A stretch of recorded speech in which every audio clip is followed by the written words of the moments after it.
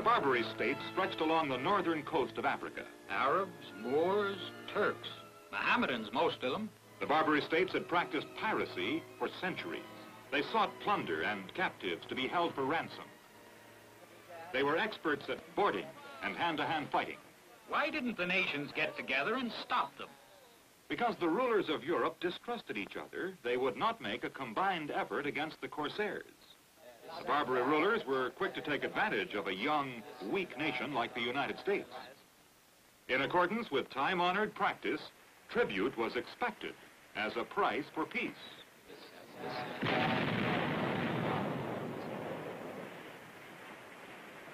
As early as 1786, Thomas Jefferson realized diplomacy was helpless unless a navy was created and used. Protection money, a price for peace. A treaty with Algiers in 1796 cost the United States nearly $1 million, including the gift of a new frigate. Peace with Tunis cost over $100,000, and Tripoli about $56,000. But the Pasha of Tripoli thought unprotected American trade too tempting. He repudiated the treaty and demanded $250,000 immediately and a yearly payment of $20,000. Didn't the United States say no to that? Indeed we did, and war was declared by Tripoli May 10th, 1801. About June 1st, 1801, Commodore Richard Dale's squadron left Hampton Roads. The President, the Philadelphia, Essex, and Enterprise. Dale cruised along the Barbary coast with a show of force. But 4 ships were not enough for an effective blockade of Tripoli. This force was enlarged by Commodore Richard Morris, the Constellation, Chesapeake, Adams, New York, and John Adams. But still not enough for the blockade. Their duties included convoying and showing the flag off Algiers, Tunis, and Morocco.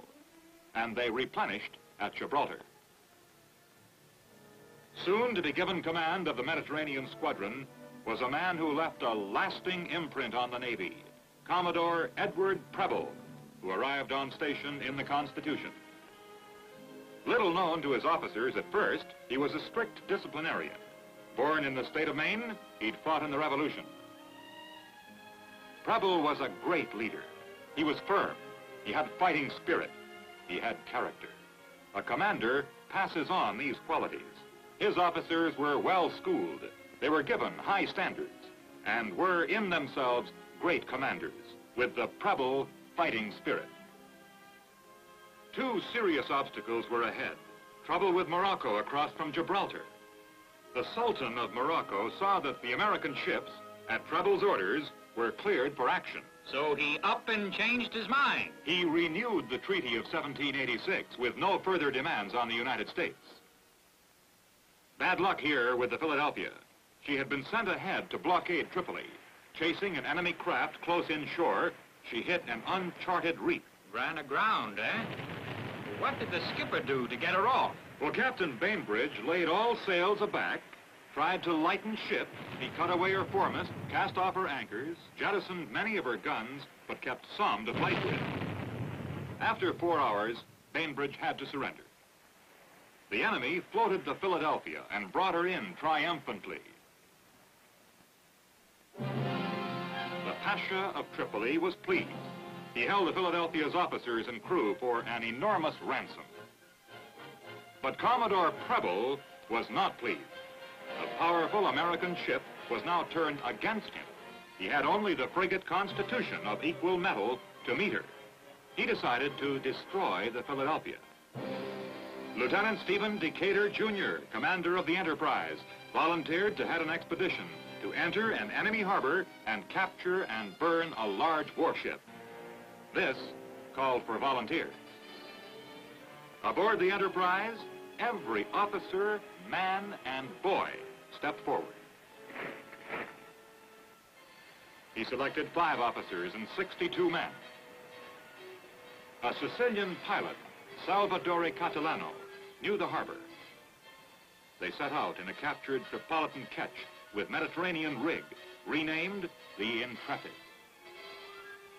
Boldly, they sailed into the enemy harbor. A plan of attack had been carefully worked out and rehearsed. They would capture the Philadelphia by a united rush. They would then split into details to set her afire. 100 yards away, they were hailed. Catalano, the pilot, answered. He claimed that a storm had stripped them of anchors and requested permission to tie up alongside. The breeze gave out. Becalmed, 20 yards away from the heavy guns of the frigate. Almost alongside.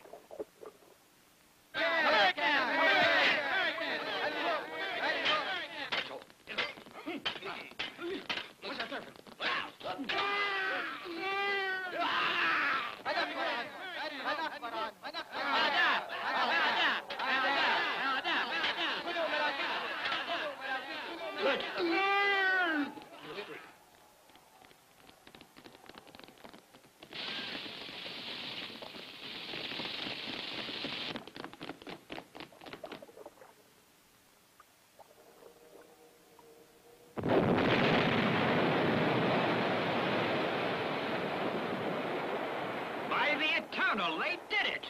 It was called a bold and daring act. This was from a British admiral, the great Lord Nelson. Decatur was promoted to captain and presented with a sword by a grateful Congress. Yep, he raided it.